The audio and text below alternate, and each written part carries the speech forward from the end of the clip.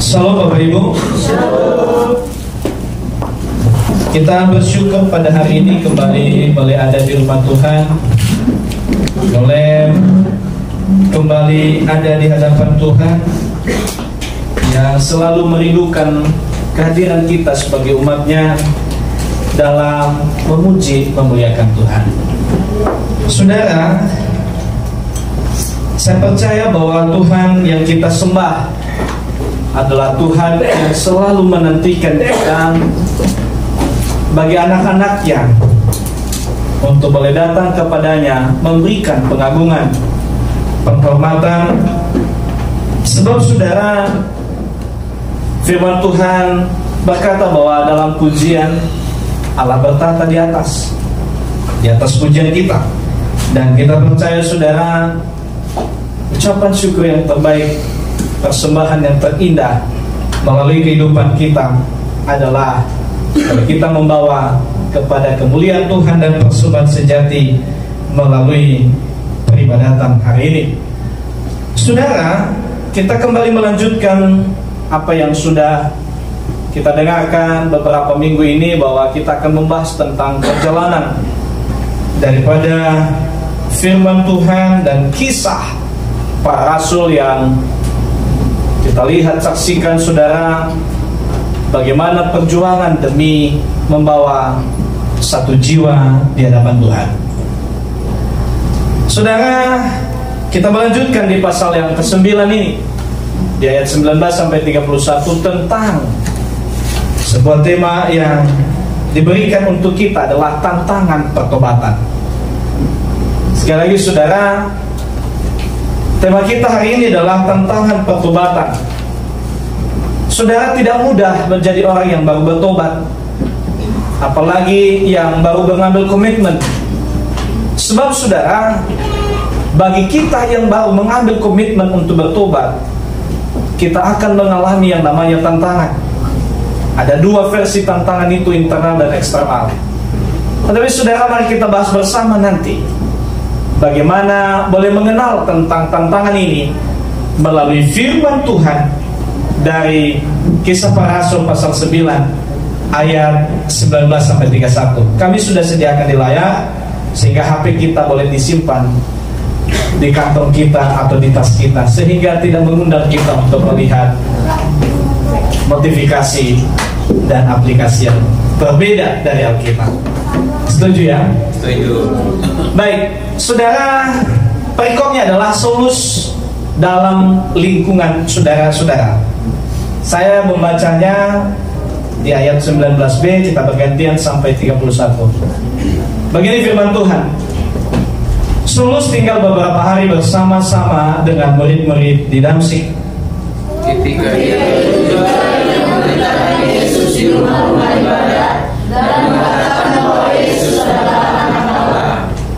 Semua orang yang mendengar hal itu heran dan berkata, bukankah dia ini yang di Yerusalem mau membinasakan barang siapa yang memanggil nama Yesus ini? Dan bukankah ia datang ke sini dengan maksud untuk menangkap dan membawa mereka ke hadapan imam-imam kepala? Akan tetapi Saulus semakin besar pengaruhnya, dan ia membingungkan orang-orang Yahudi yang tinggal di Damsyik, karena ia membuktikan bahwa Yesus adalah Mesias. Beberapa hari kemudian orang Yahudi merundingkan suatu rencana untuk membunuh Saulus. Tetapi maksud jahat itu diketahui oleh Saulus. Siang malam orang-orang Yahudi mengawal semua pintu gerbang kota supaya dapat membunuh dia. Sungguh pun demikian, pada suatu malam murid-muridnya mengambilnya dan menurunkannya dari atas tembok kota dalam sebuah keranjang. Setibanya di Yerusalem, Saulus mencoba menggabungkan diri kepada murid-murid, tetapi semuanya takut kepadanya, karena mereka tidak dapat percaya bahwa ia juga seorang murid. Tetapi Barnabas menerima dia dan membawanya kepada rasul-rasul dan menceritakan kepada mereka bagaimana Saulus melihat Tuhan di tengah jalan dan bahwa Tuhan berbicara dengan dia, dan bagaimana keberaniannya mengajar di Damsyik dalam nama Yesus. Dan Saulus tetap bersama-sama dengan mereka di Yerusalem dan dengan keberanian mengajar Dia juga berbicara dan bersoal jawab dengan orang Yahudi yang berbahasa Yunani, tetapi mereka itu berusaha membunuh dia.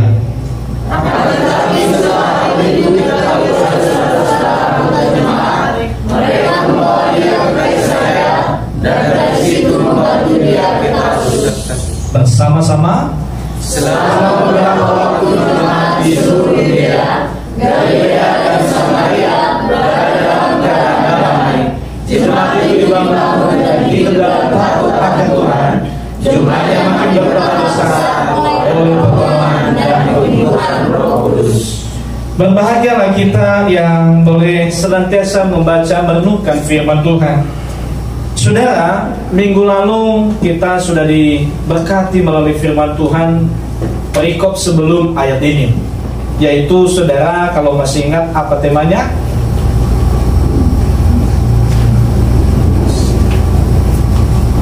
Yang dibawakan oleh Bapak Evangelis.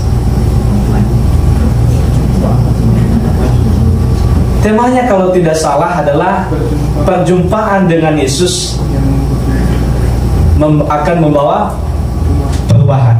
Betul? Baik. Saudara yang Tuhan Yesus kasihi, ternyata masih ingat kita. Itu sukacita yang besar. Sekalipun cuma satu doang, itu juga menjadi sukacita tersendiri bagi kami.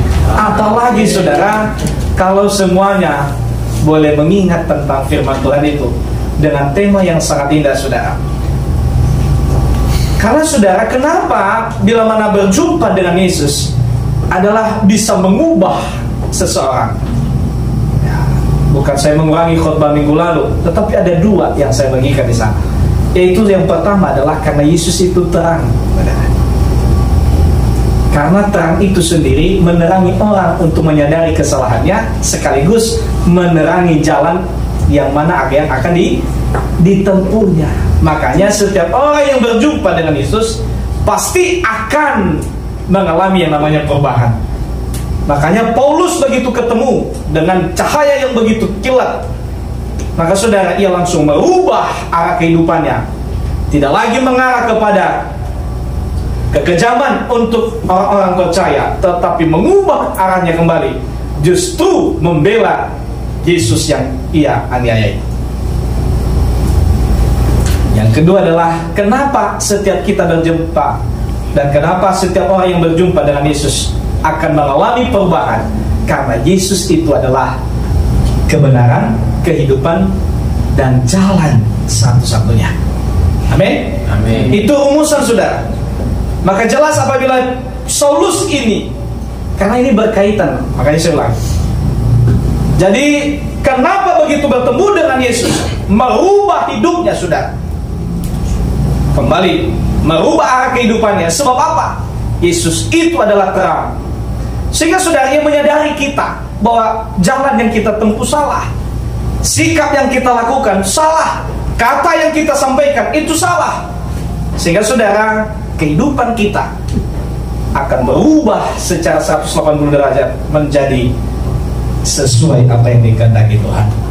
Saudara, menjadi pertanyaan bagi kita, kalau kita masih belum berubah, tentu menjadi pertanyaan besar bagi kita adalah apakah kita sudah bertemu dengan Tuhan Yesus, mengalami perjumpaan dengan Tuhan Yesus? Sebab saudara, itu yang saya imani dan yakini.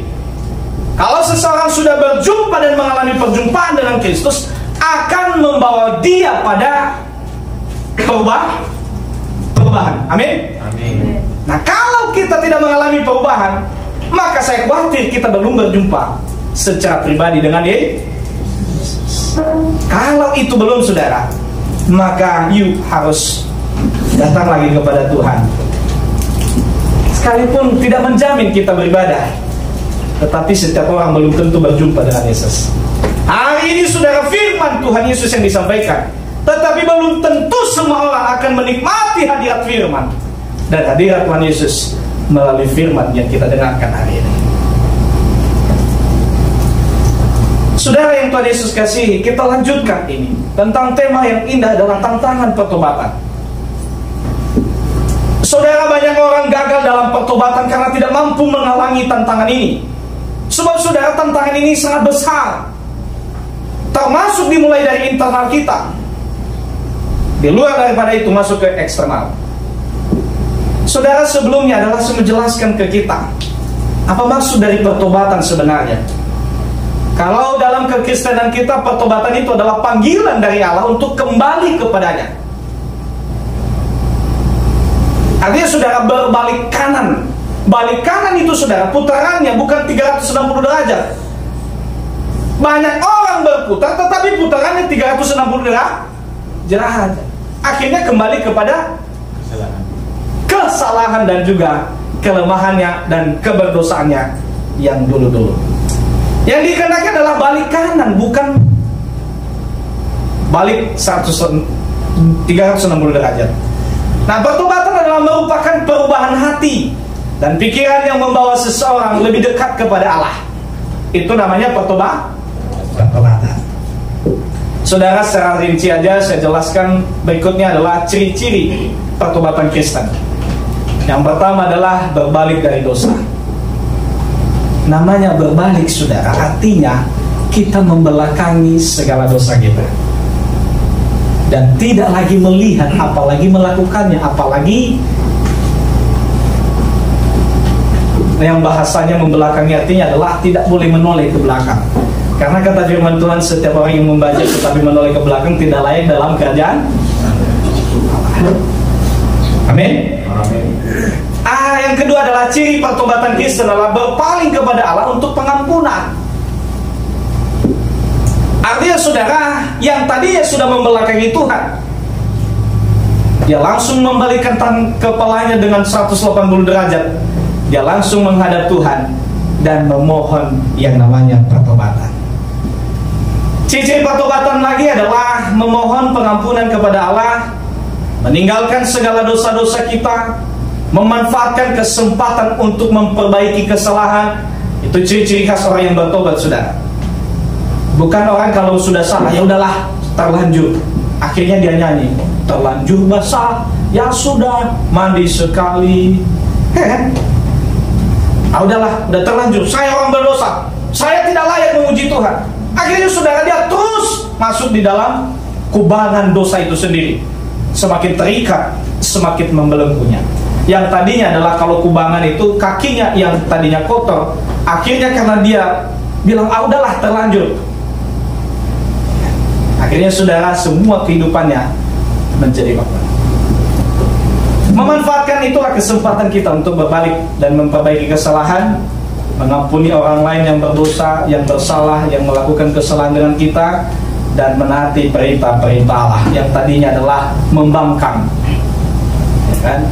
Melawan, yang bersikeras, tidak mematuhi setiap perintah Tuhan. Akhirnya orang yang bertobat itu mengikutinya kembali perintah Allah. Dimulai dari Adam dan Hawa, jatuh ke dalam dosa karena tidak patuh pada perintah Allah. Tuhan sudah melarang mereka untuk tidak memakan buah yang ada di tengah. Selanjutnya saudara, itu ciri-cirinya. Moga kita boleh mengingatnya. Kalau kita selama ini ada ciri-ciri orang yang sudah bertobat apa tidak. Amin. Amin. Ya, kalau selama ini ternyata belum memiliki ciri-ciri pertobatan, maka jawab dan juga sebagai acuan bagi kita untuk boleh kembali bertobat dan sungguh-sungguh menghadap Tuhan. Manfaat pertobatan Kristen adalah pertama, membersihkan diri dari dosa-dosa, membawa perubahan hati. Yang tadinya keras hati menjadi lemah lembut, yang tadinya tidak pernah sabar menjadi sabar, yang tadinya penuh dengan amarah sekarang sudah menjadi orang yang lemah lembut dalam berbicara. Yang tadinya tidak bisa mengendalikan diri, hari ini bisa mengendalikan dirinya. Itulah maksudnya kepada membawa perubahan hati. Itu manfaat bertobat, saudara. Selanjutnya adalah membawa perubahan tingkah laku. Jelas itu berubah. Banyak orang bilang saya sudah bertobat, tetapi dia masih melakukan perbuatannya yang lama. Saudara, itu orang bertobat apa bukan? Jelas orang tak percaya kalau kita sudah bertobat. Amin. Iya, harus punya komitmen dalam bertobat. Ya, seperti itu. Saya sendiri bisa mengatakan ini karena memang spontan. Saya tidak mau kalau main-main dalam pertobatan. Selanjutnya adalah membawa seseorang lebih dekat kepada Tuhan. Itu udah manfaat dari pertobatan.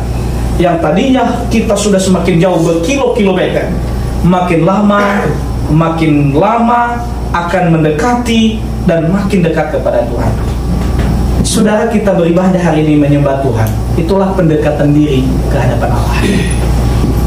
Nanti kita akan satu firman untuk mendekati. Karena kalau kita sudah dekat kepada Tuhan, luar biasa. Dia buat kita berhasil menang dalam menghadapi tantangan hidup. Selanjutnya, saudara, membawa seseorang menjadi serupa dengan Allah dan Kristus. Dan tujuan kita adalah yang tadinya gambar dan rupa Allah yang sudah tercoreng oleh salah dosa kita, oleh karena tegak tengkuk kita dan juga segala perilaku kesalahan kita, maka dengan kita mengalami pertobatan, maka saudara, manfaatnya adalah membawa kita menjadi kembali pulih gambar Allah, dan akan menjadi sempurna. Karena saudara, kalau kita tidak menjadi sempurna, maka kita akan bisa bersama-sama dengan Dia yang sempurna. Amin. Kalau kita tidak menuju kepada kesucian, maka sebab tanpa kesucian manusia tidak dapat melihat Allah, saudara. Maka target kita adalah lama-lama membersihkan diri.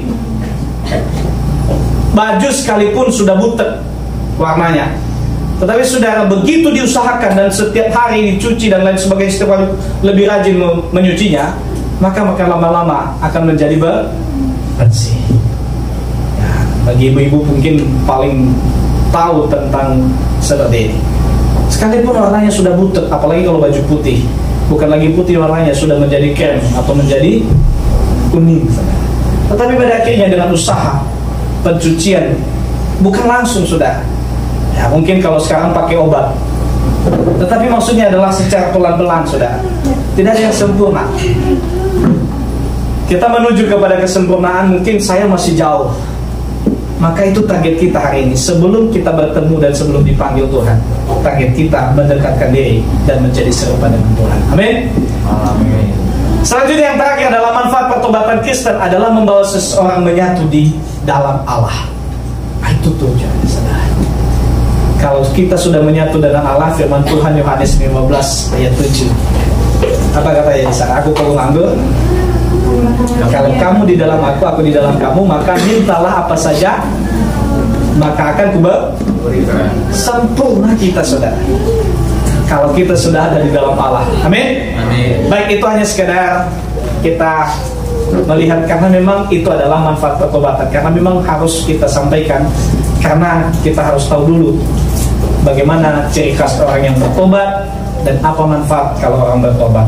Semoga tadi sudah difoto, semoga tadi sudah direkam. Baik, tantangan pertobatan, saudara. Tantangan pertobatan ada dua, saudara. Yang pertama adalah internal dan eksternal. Internal adalah berasal dari diri sendiri, dan eksternal adalah dari lingkupan keluar dari dirinya. Dimulai dari keluarga, dimulai dari teman-teman, dan dimulai dari lingkungan di mana dia berada. Kita bahas satu persatu, saudara. Internal, masalah terbesar adalah di internal kita. Dalam sebuah pertobatan, tantangan kita bertobat adalah internal kita, saudara, yang bersumber dari diri kita. Karena, saudara, yang pertama saya melihat orang susah bertobat, dan orang juga akan tidak betah dalam pertobatan. Sebab, saudara, ia sulit melepaskan kekuasaan dunia. Maka itu tantangan internal kita, saudara. Seorang Paulus ini, saudara, kita baca, yang sudah punya power kekuasaan, baik itu dari pemerintahan Romawi, baik itu imam-imam kepala ibadah, yang sudah punya kuasa, saudara, menjadi orang yang dipercaya untuk membasmi orang-orang percaya. Maka, saudara, saya percaya itu tantangan terberat daripada Saulus. Kenapa? Saudara jarang mendapatkan sebuah kepercayaan, baik pemerintah Romawi dan juga termasuk imam-imam kepala. Susah, saudara. saudara, hari ini sekalipun dalam kondisi terjepit dan sudah koma di rumah sakit, begitupun bisa mengungkapkan satu kata-kata, saya bertobat, saya berjanji bertobat.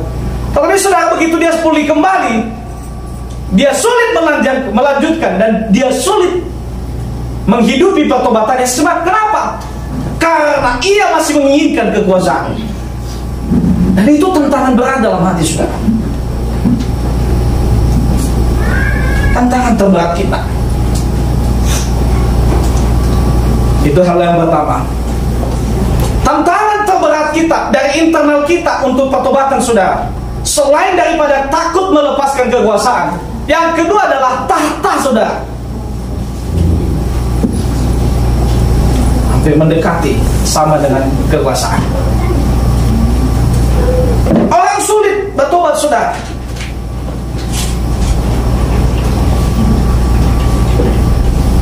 Sehingga pada akhirnya bukan lagi itu yang orang tadinya sudah percaya kepada Yesus. Akhirnya karena takut jabatannya hilang, takut kekuasaannya hilang, saudara, akhirnya apa?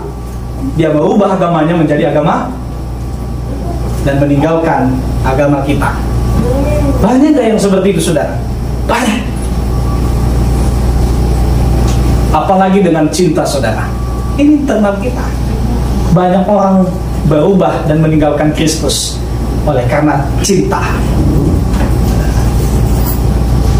oleh karena takut dalam televisi tidak lagi dipanggil, karirnya akan redup kalau dia tetap mempertahankan diri sebagai orang percaya. Banyak kita yang seperti itu sudah.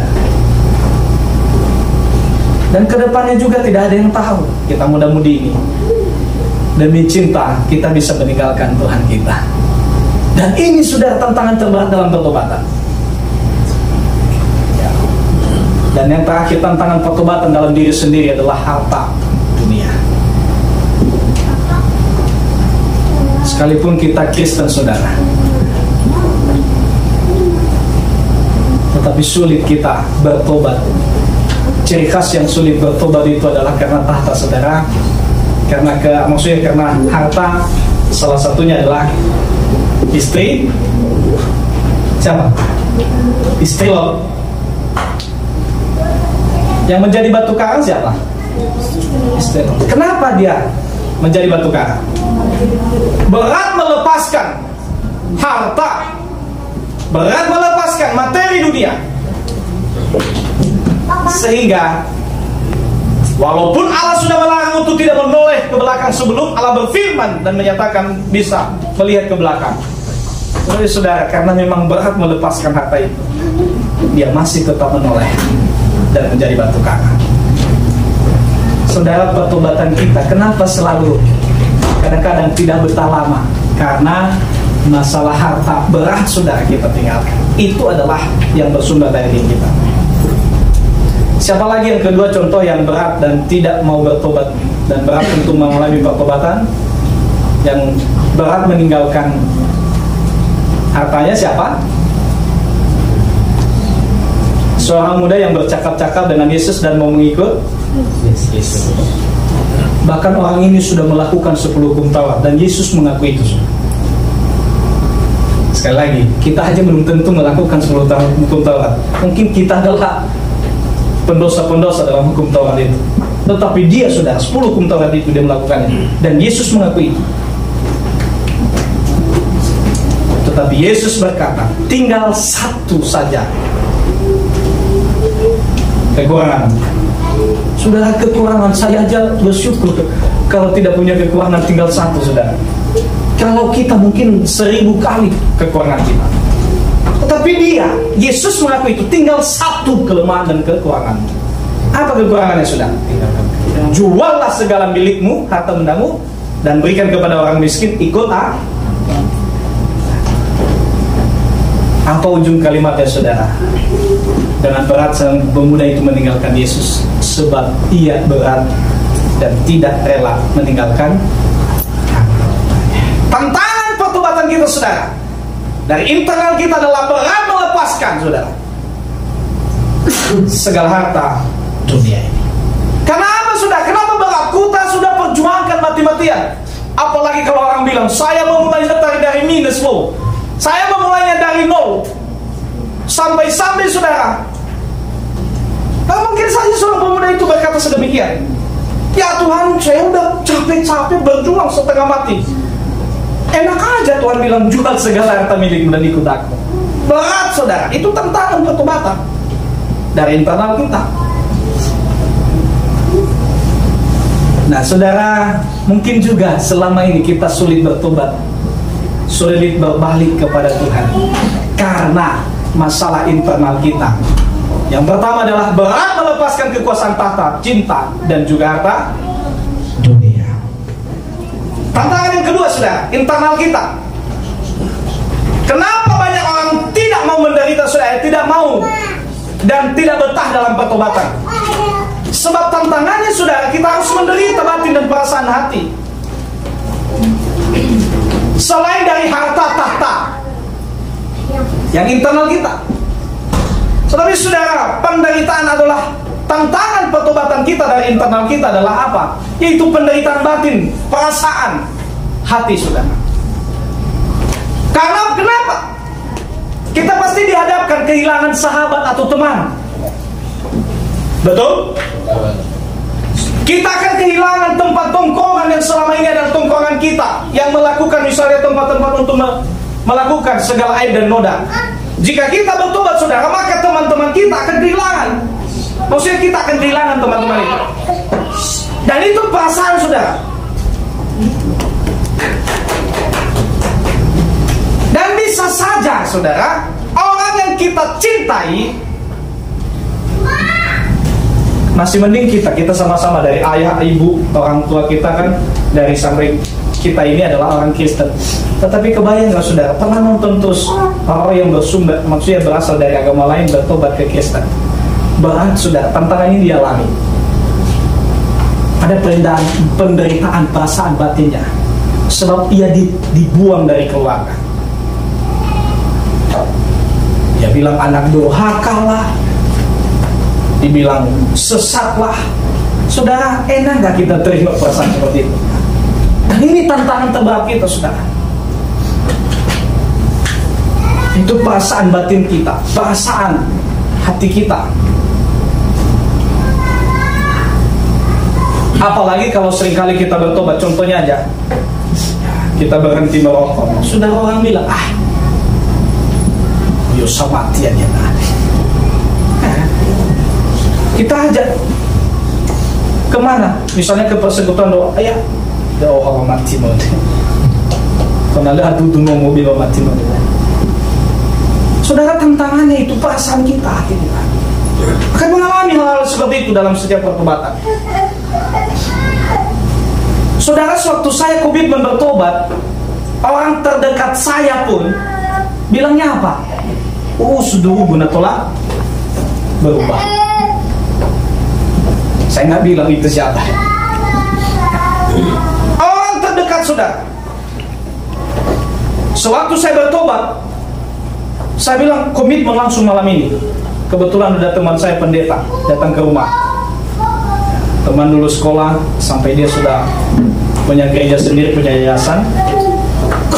Dia begitu datang ke Jakarta, kalau dia datang ke Jakarta bukan tidak sanggup bayar hotel, tetapi dia karena memang sahabat lama, selalu kalau pergi ke Jakarta selalu telepon, Pak Pendeta, saya harus ke rumah dan nginap di sana. Kalau dia seminggu di Jakarta, maka seminggu juga dia ada di tempat saya. Dia aja spontan kaget sudah. Kenapa? Spontan saya bilang, berdoa untuk saya. Malam hari ini semua ini saya tinggalkan. Langsung istri dari dalam rumah, ya kan? Langsung kaget. Ya. Lagi asik ngomongin anak, langsung keluar. Sudah guna tolak dulu. Saudara, ini tantangan perasaan kita. Akhirnya saudara, banyak orang tidak lagi pada komitmen itu, meninggalkan komitmen pertobatan, kembali kepada kehidupan yang lama. Dan itu tantangan kita dari dalam. Penderitaan pasti kita alami saudara. Karena kata firman Tuhan, aku mengutus kamu seperti domba di tengah serigala. Kalau saudara, bukan senang kita kalau domba di antara serigala, itu bukan senang saudara, menderita. Beda kalau kita adalah serigala di tengah-tengah domba. Aman kita, kenapa? Makanan kita semua kok. Betul. Tetapi ini kita yang dimakan saudara, kita yang disiksa, kita yang harus menderita. Dan inilah tantangan internal kita saudara. Pertama adalah berat melepaskan kekuasaan tahta, cinta dan harta dunia. Tantangan internal kita yang kedua adalah tidak rela menderita secara batin. Karena Yesus bilang, ikutlah aku, maka kamu harus disalib. Ikutlah, harus disalibkan. Kita tidak mau menderita seperti itu, ya kan? Saudara, memang harus disalibkan. Tangan kita harus disalibkan, mulut kita juga harus disalibkan. Benar? Hati dan perasaan kita harus disalibkan. Semua sudah. Maka berat. Ini penderitaan ya. Apalagi perasaan dan hati. Baik, kembali ke eksternal ini tadi. Saudara, yang kita lihat dalam firman Tuhan tadi, apa yang dialami oleh, ini eksternal ya. Ya. Baik, eksternal kita adalah, maksudnya eksternal yang dialami oleh Paulus, yaitu di lingkungan orang-orang yang di belakang dia sebelumnya. Siapa itu saudara? Termasuk pemerintahan Romawi, imam-imam kepala dan orang Farisi. Ya. Yang tadinya saudara, mereka adalah setujuan, begitu dia bertobat harus menghadapi ini di lingkungannya. Pasti ia sendiri melawan kembali perintah itu. Dan ini tantangannya saudara. Ada orang yang ada di belakangnya. Ini eksternal dia ya. Kalau kita baca ayat 20, ketika itu juga ia memberitakan Yesus di rumah-rumah ibadah dan mengatakan bahwa Yesus adalah anak Allah. Semua orang yang mendengarkan hal itu heran dan berkata, bukankah dia ini yang di Yerusalem, yang tadinya tujuannya adalah membinasakan barang siapa yang memanggil nama Yesus, malah dia hari ini menyampaikan Yesus adalah Tuhan dan Juru Selamat. Dan ini kan orang yang tadinya saudara melihat dia kok aneh. Dan ini tantangan baginya saudara. Kalau misalnya kita bertobat dari keluarga, orang yang pertama sekali bertobat dari Kristen, tantangannya saudara kembali kepada keluarga, nyatakan Yesus. Itu berat saudara. Dan Paulus melakukan itu saudara. Kalau mungkin kita yang bertobat, ya udahlah diam diri aja, kita keluar dari zona itu. Mungkin kita ke Asia, ya kan? Kita ke Eropa, kita keluar dari zona keluarga itu. Tetapi dia sudah kembali ke sana karena dia siap menghadapi tantangan pertobatan ini. 22. Akan tetapi Saulus semakin besar pengaruhnya dan ia membingungkan orang Yahudi yang tinggal di Damsyik, karena ia membuktikan bahwa Yesus itu Mesias. 23. Beberapa hari kemudian orang Yahudi merundingkan suatu rencana untuk membunuh. Ini dia tantangannya di luar sudah, eksternalnya. Tetapi maksud jahat itu diketahui oleh Saulus. Siang malam orang Yahudi mengawal semua pintu gerbang kota supaya dapat membunuh dia. Tantangan saudara. Orang sudah bertobat, ditantangi oleh tantangan kehidupan yang harusnya adalah dikejar oleh orang-orang yang tadinya bersama dengan dia, ingin membunuh dia. Kalau kita tinggal di Jakarta ini, contoh, kita bertobat seperti Saulus, dan ternyata di Jakarta ini semua orang mencari kita untuk dibunuh. Bagaimana saudara? Di sini usaha kita, di sini anak-anak kita sekolah, kita bilang, udahlah, nggak usah bertobat dulu, kita pending dulu sampai anak lulus. Ya kan? Oh, kita bertobat dulu sampai usaha kita pindahkan ke kampung halaman. Pending pertobatannya saudara. Saya nggak tahu Tuhan bagaimana melihat orang yang memending pertobatannya. Ya kan? Ada nggak yang memending pertobatannya?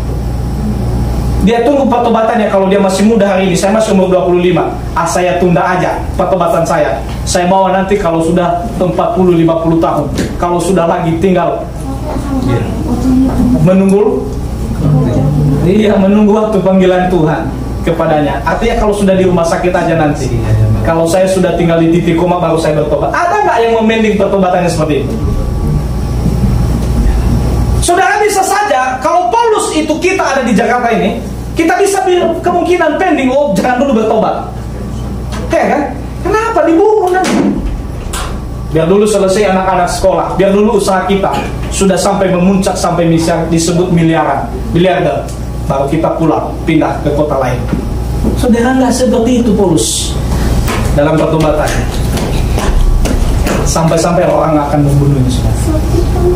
Tantangan eksternal yang kedua adalah masa lalunya dengan orang percaya. Selain dari orang yang di belakangnya, saudara, yang tadinya bersama dengan dia, begitu dia bertobat, orang pun yang percaya kepada Yesus menjadi tantangan baginya. Sebab saudara, orang yang tadi dia kejar, tiba-tiba berteman dengan dia, pasti orang percaya itu tidak percaya dengan dia. Kenapa? Oh, bisa-bisa aja ini serigala berbulu domba. Bisa-bisa aja dia ini penyelinap. Apa namanya kalau bahasa perang itu? Halus dalam selimut. Semua itu, saudara. Dan itu perasaan yang dia rasakan, saudara. Itu tantangan dalam pertobatannya. Ia bergabung dengan yang lama tidak mungkin karena dia dibunuh. Ia bergabung dengan yang lama penuh dengan kecurigaan. Saudara, itu tantangan yang paling berat dalam hidup, dalam sebuah pertobatan. Maka itu yang terjadi pada saudara. Makanya di ayat 26 kita baca bersama-sama. 1 dan 3. Setibanya di Yerusalem, Paulus mencoba menggabungkan diri kepada murid-muridnya, tetapi semuanya takut kepadanya karena mereka tidak percaya bahwa dia juga seorang murid. Tantangan, saudara. Baru bertobat, ke kiri salah, ke kanan pun salah. Bingung, saudara. Kalau ke kiri, maka orang Yahudi dan imam-imam kepala itu akan membunuhnya. Kalau dia ke kanan pun, saudara, dicurigai. Ini hidup serba salah. Kalau istilah sekarang, nyanyiannya adalah buah si malakama, saudara. Dimakan emak mati, nggak dimakan bapak mati. Saudara, itu yang dialami Paulus. Dan ini adalah tantangan eksternal yang dihadapi. Ya, maka saudara yang dikasihi Tuhan, inilah kita mempelajari bagaimana tantangan pertobatan agar kita bisa melangkah dari pertobatan itu sendiri, sehingga pertobatan kita tidak ditunda-tunda. Amin. Amin. Jangan sampai bertobatnya adalah ditunda. Udahlah, kita bertobat dulu, kita nanti baru bertobat 5 tahun ke depan lagi. Kenapa? Kan nantinya kan kooperasi kita sudah mulai, kita mengambil hasil sekitar 3 miliar. Kalau 5 tahun ke depan, benar gak? Kalau pendapatannya 30 juta per bulan, ya udahlah, kita neko-neko aja dulu, nggak apa-apa, tabungan-tabungan nasabah kita makan dulu. Pending-pending aja dulu kita bertobat. Nanti kita baru bertobat adalah 5 tahun ke depan. Pas giliran tabungan nasabah sudah habis, kita sudah ini hanya intermezzo. Iya kan? Baru bertobat, saudara. Ada yang pending-pending pertobatannya seperti itu? Tidak ada. Iya kan? Pending pertobatannya, saudara. Karena memang apa? Takut melepaskan apa yang sudah menjadi hal-hal yang menggiurkan, saudara. Kenapa tidak menggiurkan, saudara? Kita sudah punya nasabah 5 tahun, pinjamannya 1 juta, ya kan? Maka hitunglah berapa tabungannya. Bisa pinjaman 1 juta, tetapi tabungan 3 juta. Akhirnya begitu ditanya tabungannya, nggak sampai 300. Selesai kita. Begitu ditanya, udahlah nanti kalau saya sudah alihkan usaha, saya buat usahanya adalah buka usaha misalnya dan lain sebagainya, baru nanti saya bertobat. Saudara, saya nggak percaya bagaimana Tuhan melihat orang yang seperti itu membanding pertobatan. Baik, untuk itu saudara, karena tantangan pertobatan itu ada baik dalam internal kita dan eksternal, maka saudara, untuk itu apa yang kita harus lakukan? Apakah kita harus memending pertobatan kita? Bukan. Itu tidak baik. Apakah kita tidak mau bertobat kembali kepada kehidupan yang lama? Karena saudara, berat melepaskan yang maha kekuasaan, berat melepaskan harta benda kita, berat melepaskan orang-orang yang ada di sekeliling kita. yang notabene-nya adalah hidup yang bersama-sama dengan kita dalam pergaulan-pergaulan yang tidak baik. Enggak juga, saudara. Tentu apa yang kita lakukan untuk menghadapi agar kita tetap dalam pertobatan sejati? Yang pertama, saudara, adalah hadapilah setiap tantangan yang menghalangi. Bukan menghindar, apalagi memending pertobatan kita. Tetapi apa yang kita lakukan, saudara? Hadapilah tantangan itu. Sama seperti Paulus. Sekalipun ke kiri dia harus dibunuh, sekalipun dia ke kanan dicurigai, dia tetap melangkah dalam pertobatannya. Dia tidak gentar pada pertobatannya, saudara. Dia tidak gentar pada komitmennya untuk menjadi murid yang setia kepada Tuhan. Ia menghadapi itu semua, saudara. Dan itu yang harus kita lakukan kalau namanya pertobatan. Hadapi, saudara, tantangan itu. Kita menghadapinya bagaimana? Orang yang di sekeliling kita bilangnya apa? Sok rohani lah. Ya, kulisi malaika sendau minumnya bagusan. Semua itu tantangan, saudara. Hadapi. Ya kan? Nah, itu yang harus kita lakukan. Kalau kita baca dalam Matius pasal 10 ayat 16. Kita baca bersama-sama 1 dan 3. Lihat, aku mengutus kamu seperti domba dengan serigala, sebab itu kamu menjadi seperti ular dan kudus seperti merpati. Begitu kita diutus Tuhan di tengah serigala, Tuhan sebentar dulu. Kenapa? Bahaya, Tuhan. Oh, saya nggak mau lagi, Tuhan. Tahun depan aja saya bertobat. Bukan seperti itu, saudara. Begitu menghadapi tantangan, yuk harus siap. Langkah pertama yang harus Anda lakukan, sekalipun ada di tengah-tengah serigala, saudara, kau harus aman. Sebab Allah beserta. Apa yang dikatakan firman Tuhan menarik, saudara, di ayat terakhir kalimat itu. Sebab itu hendaklah kamu cerdik seperti ular, tulus seperti tua saya. Ya. Dan semua itu, saudara, oleh karena hikmat daripada Allah kita bisa mampu melawan. Jangan heran, saudara, kalau hari ini tikus, maksudnya kucing lebih takut daripada tikus. Kalau dulu tikus yang paling takut, benar? Hari ini kucing takut kepada tikus. Saudara mau buktinya? Coba lihat kalau misalnya tikus got keluar, kucing langsung kabur, saudara. Saya sering melihat seperti itu. Tiba-tiba aja tikus keluar dari got. Harusnya tadi kucing mengejar, kan? Ini malah kabur kucingnya. Saya bilang, kucing ini kucing zaman now juga ini. Kenapa bisa seperti ini? Ya kan? Kebalik, saudara. Kenapa? Itulah biasa. Dan bisa Tuhan buat kita seperti itu, saudara. Sekalipun kita domba, kita bisa membuat gentar musuh kita, sekalipun musuh kita adalah serigala.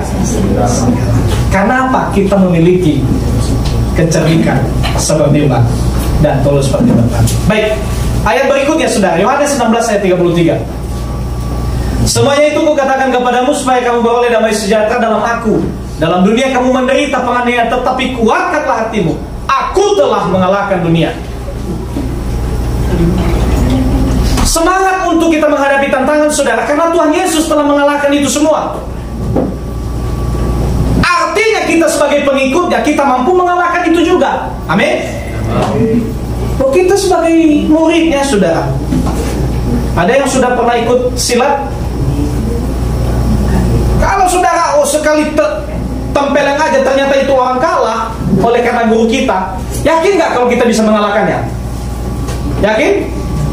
Yakinlah. Kenapa? Wah, guru saya aja nggak perlu harus pakai silat, tampar aja udah jatuh nih orang. Oh, kalau saya bertemu dengan orang pasti kalah juga. Itu keyakinan, saudara. Karena apa? Guru kita adalah terbaik.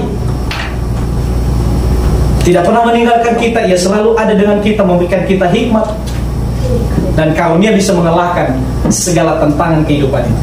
Maka, saudara, kalau itu adalah keyakinan kita, kalau Tuhan kita sudah mengalahkan segala kekuatan dunia, maka pasti dan yakinilah dengan kekuatan yang sama kita bisa mengalahkan segala tantangan dunia ini. Amin. Amin. Nah, iya, saudara. Nah, itu namanya baru murid yang benar-benar yakin kepada gurunya. Tapi kalau murid yang tidak yakin kepada gurunya, repot kita, saudara. Makanya orang-orang itu takut menghadapi tantangan, kabur dari masalah. Kenapa? Tidak terlalu yakin dirinya sebagai murid sudah memiliki kekuatan khusus dari yang menjadi guru kita tersendiri. Selanjutnya, kekuatan kita, saudara. Kenapa kita harus menghadapi? Karena firman Tuhan bilang apa? Kita baca bersama-sama 1 dan 3. Percobaan yang kamu alami adalah percobaan biasa yang tidak melebihi kekuatan manusia. Sebab Allah setia, dan karena itu Ia tidak akan membiarkan kamu dicobai melampaui kekuatanmu. Pada waktu kamu dicobai, Ia akan memberikan kepadamu kekuatan sehingga kamu dapat menanggungnya. Saudara, luar biasa. Inilah kekuatan kita, saudara. Tuhan bilang apa? Kekuatan apapun di dunia ini tidak akan mampu menembus kekuatan kita. Kita pasti mengalahkannya.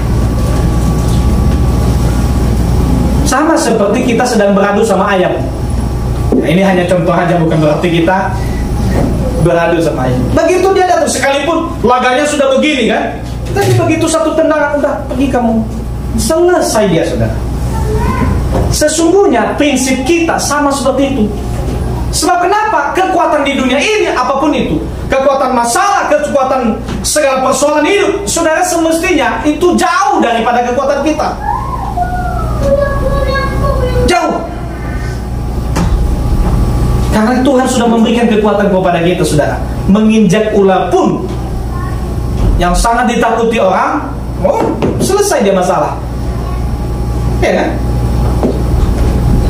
Dan ini penting, saudara. Firman Tuhan seringkali kita dengarkan demikian. Pencobaan yang kamu alami adalah pencobaan biasa yang tidak pernah melebihi kekuatan manusia. Sebab Allah setia, dan karena itu Ia tidak membiarkan kamu dicobai. Lo jelas ini, saudara. Allah tidak pernah membiarkan kita dicobai melebihi kekuatan kita.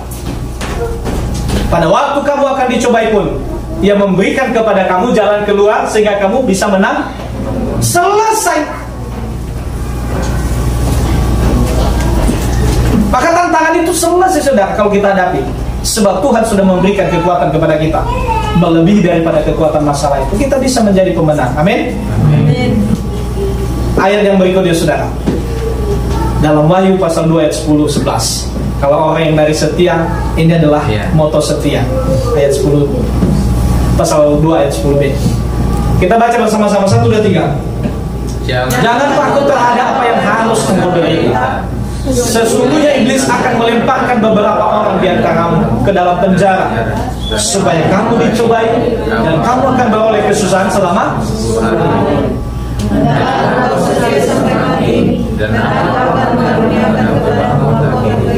11. Siapa beriman hendaklah ia mendengarkan apa yang dikatakan Allah kepada jemaat-jemaat. Barang siapa menang, ia tidak akan menderita apa-apa yang diubah. Luar biasa. Kembali kepada ayat 10.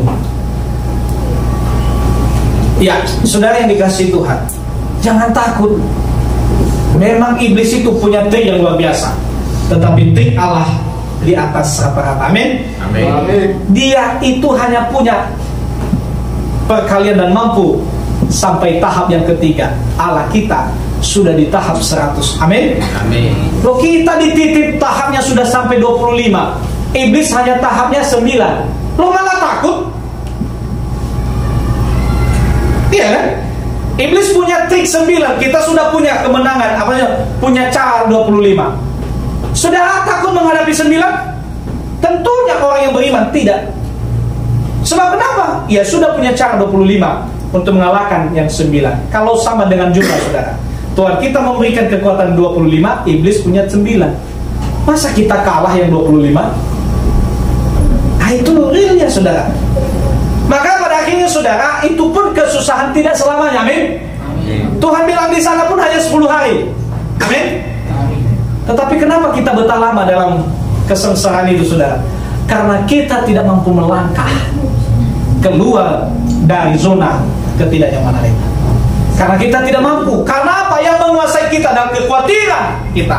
Yang menguasai kita adalah kegelisahan hati kita, sehingga tidak mampu melangkah dalam kesusahan itu.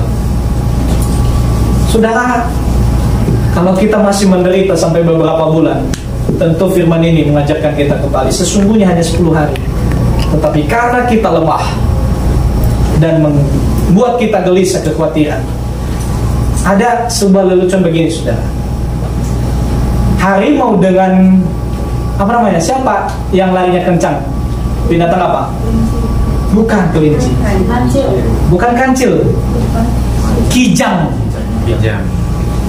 Kalau saudara lihat, perkiraannya adalah kijang itu bisa, misalnya ini hanya contoh, 150 km per jam larinya, sementara harimau hanya 100 km per jam. Tetapi pertanyaan, kenapa bisa harimau mengejar kijang itu? Semestinya larinya lebih cepat. Saudara kalau cari-cari di Google, lari kijang itu lebih kencang daripada harimau. Tetapi kenapa harimau bisa mendapatkannya? Karena begitu dia lari, dia terus melihat ke belakang. Dan orang yang lari kalau sambil melihat ke belakang pasti kekurangan stamina dan semangatnya. Kenapa kita tidak pernah lepas dari pencobaan? Karena kita melangkah tetapi masih melihat ke belakang.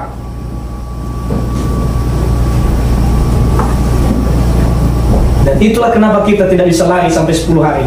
Kita bisa keluar dari zona ketidakdamaian, tetapi sampai bertahun-tahun kita dalam kelemahan, sampai bertahun-tahun kita dalam masalah itu. Kenapa?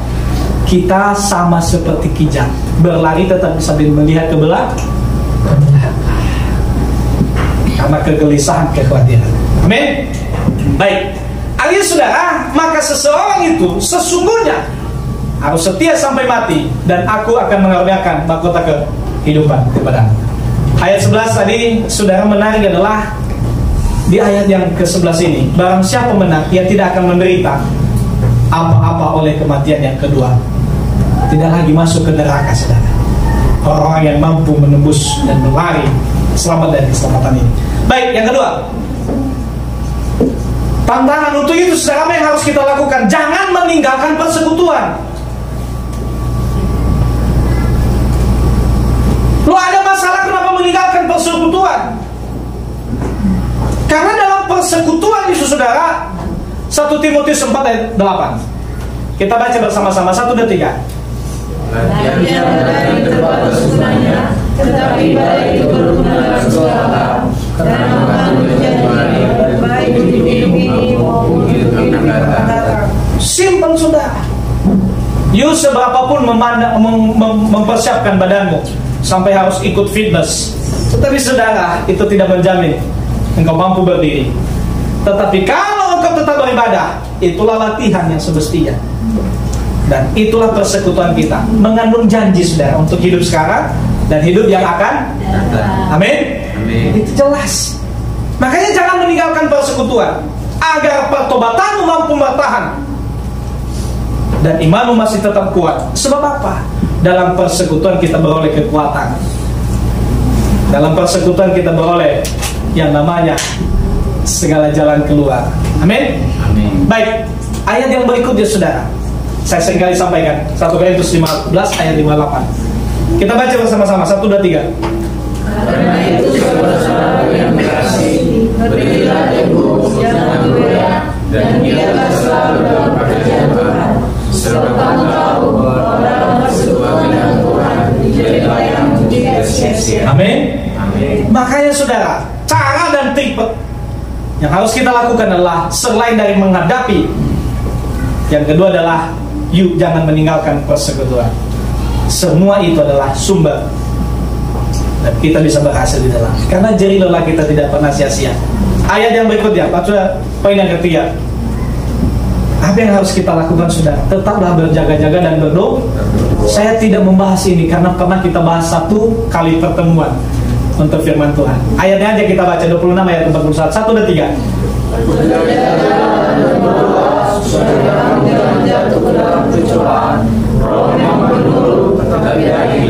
Amin. Yang keempat, ya, tetaplah berpedoman. 1 dan 3. Tetap berpedoman Ya, sekali lagi 1 dan 3. Tetaplah berpedoman pada firman saudara. Kalau pedomanmu adalah masalahmu, maka kendorlah kehidupanmu. Kalau pedomanmu adalah tetanggamu, jelas saudara, misalnya orang yang pernah jatuh dan tidak pernah bangkit, itu membuat kendor semangatmu. Tetapi saudara, kalau pedomanmu firman, maka hal yang bagi kita tidak terjadi akan menjadi terjadi. Hal yang bagi kita mustahil, bagi Tuhan menjadi tidak ada yang mustahil. Pedoman kita firman Tuhan. Saya seringkali doakan itu saudara. Mazmur pasal 1 ayat 2 dan 3. 1 dan 3.